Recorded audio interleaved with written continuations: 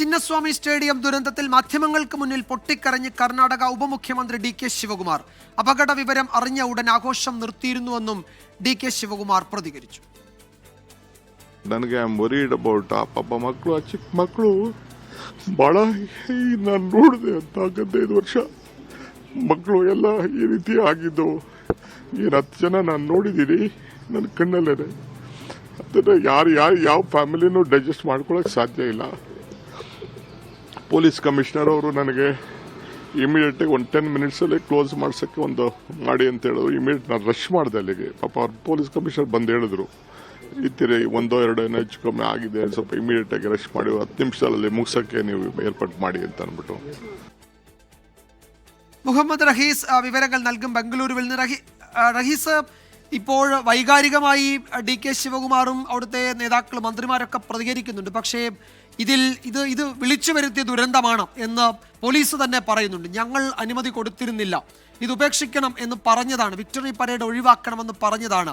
പക്ഷേ അത് അവഗണിക്കപ്പെട്ടു എന്ന് DGP മുഖ്യമന്ത്രിക്ക് കൊടുത്ത റിപ്പോർട്ടിൽ പറയുന്നു. അപ്പോൾ ഇത് രാഷ്ട്രീയ നേതൃത്വത്തിൻ്റെ തീരുമാനമാണ്, അവരാണ് ഈ പരിപാടിക്ക് അനുമതി കൊടുത്തത്. പിന്നെ ഈ റോയൽ ചലഞ്ചേഴ്സ് ബംഗളൂരുവാണ് ആരാധകരെ മുഴുവൻ വിളിച്ചു വരുത്തിയത്. നിങ്ങൾ സ്റ്റേഡിയത്തിലേക്ക് വരൂ, നിങ്ങൾ വിക്ടറി പരേഡിൽ പങ്കെടുക്കുന്ന അവർ സമൂഹ മാധ്യമങ്ങളിൽ തുടർച്ചയായി ആരാധകരെ അവിടേക്ക് ക്ഷണിച്ചു വരുത്തി. അപ്പോൾ ഇതിൻ്റെ ഉത്തരവാദിത്വത്തിൽ നിന്ന് രാഷ്ട്രീയ നേതൃത്വത്തിന് ഒഴിഞ്ഞു മാറാൻ കഴിയില്ല എന്നതല്ലേ വസ്തുത, റഹീസ്?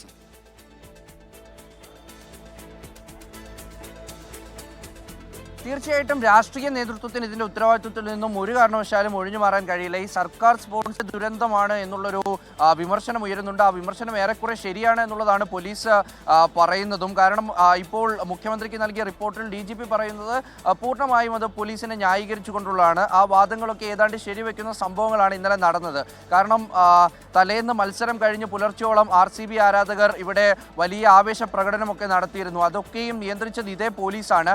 ഈ പോലീസ് തന്നെയാണ് പിറ്റേന്ന് ഒരു വലിയ വിക്ടറി പരേഡിനും പിന്നെ ഈ പരിപാടികൾക്കും എല്ലാം നേതൃത്വം നൽകേണ്ടത്. അപ്പോൾ പോലീസ് നേരത്തെ തന്നെ അറിയിച്ചിരുന്നു, മതിയായ പോലീസ് സേന ഇല്ല, പരിപാടി ഞായറാഴ്ചത്തേക്ക് മാറ്റിവെക്കണം, അല്ലെങ്കിൽ 2 പരിപാടി ഒരു ദിവസം നടത്തുന്ന രീതി ഉണ്ടാകരുത് എന്നുള്ള കാര്യങ്ങളൊക്കെ നേരത്തെ അറിയിച്ചതാണ്. ഇതൊന്നും വകവയ്ക്കാതെയാണ് സർക്കാർ തങ്ങളുടെ ഒരു ആത്മാഭിമാന പ്രശ്നമായൊക്കെ ഇതിനെ കണ്ട് തങ്ങൾക്ക് ക്രെഡിറ്റ് നേടിയെടുക്കാൻ കഴിയുന്ന ഒരു നിലയിലേക്കാണ് കാര്യങ്ങൾ പോകുന്നതെന്നൊക്കെ കണക്ക് കൂട്ടിയിട്ടാണ് ഈ തീരുമാനമെടുത്തത് എന്നുള്ള വിമർശനമാണ് ഉയരുന്നത്. അപ്പോൾ അത് ഏതാണ്ടൊക്കെ ഒരു പരിധിവരെ ശരിയാണെന്നാണ് നിലവിലെ സംഭവങ്ങളൊക്കെ സൂചിപ്പിക്കുന്നത്. ഇന്നലെ DK ശിവകുമാറിന്റെ വായിൽ നിന്ന് തന്നെയാണ് സർക്കാരിനെതിരെ വിമർശനം ഉന്നയിക്കാനുള്ള പ്രധാനപ്പെട്ട ഒരു കാര്യം വീണത്. അതായത് 5000 പോലീസുകാരെ നിയമിച്ചിട്ടുണ്ട് എന്ന് പറയുമ്പോൾ, അല്ലെങ്കിൽ നിയോഗിച്ചിട്ടുണ്ട് എന്ന് പറയുമ്പോൾ 3 ലക്ഷത്തോളം ആളുകൾ വന്നു എന്ന് അതേ DK ശിവകുമാർ തന്നെ പറയുകയാണ്. അപ്പോൾ ഈ മതിയായ ഫോഴ്സ് ഉണ്ടായിരുന്നു, അല്ലെങ്കിൽ ആളുകളെ നിയന്ത്രിക്കാൻ മതിയായ ഫോഴ്സ് ഉണ്ടായിരുന്നോ എന്നുള്ളത് ഒരു വലിയ ചോദ്യചിഹ്നമായി തന്നെ അവിടെ നിൽക്കുന്നുണ്ട്.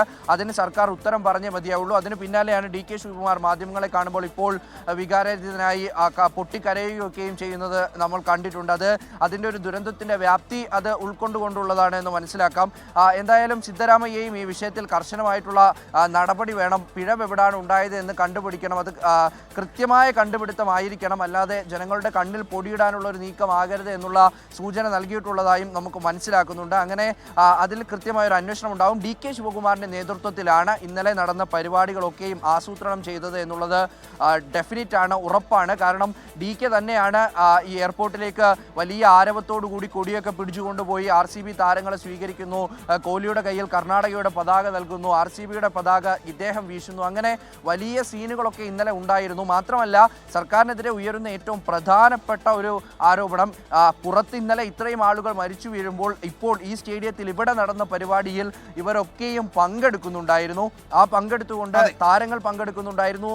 ഇവർ ഇതിൻ്റെ ഫോട്ടോകൾ അപ്പോൾ പോസ്റ്റ് ചെയ്യുന്നുണ്ടായിരുന്നു സമൂഹ മാധ്യമത്തിൽ. അപ്പോൾ അതൊക്കെ വലിയ വിമർശനം. ഒറ്റ കാര്യം കൂടി, അതായത് RCB മാനേജ്മെന്റും ഇക്കാര്യത്തിൽ ഒരു കടുംപിടുത്തം പിടിച്ചിട്ടുണ്ടെന്ന് കൂടി പോലീസ് പറയുന്നുണ്ട്. അത്തരത്തിൽ കൂടി ഇനി അന്വേഷണം മാറും. വിജയകുമാർ.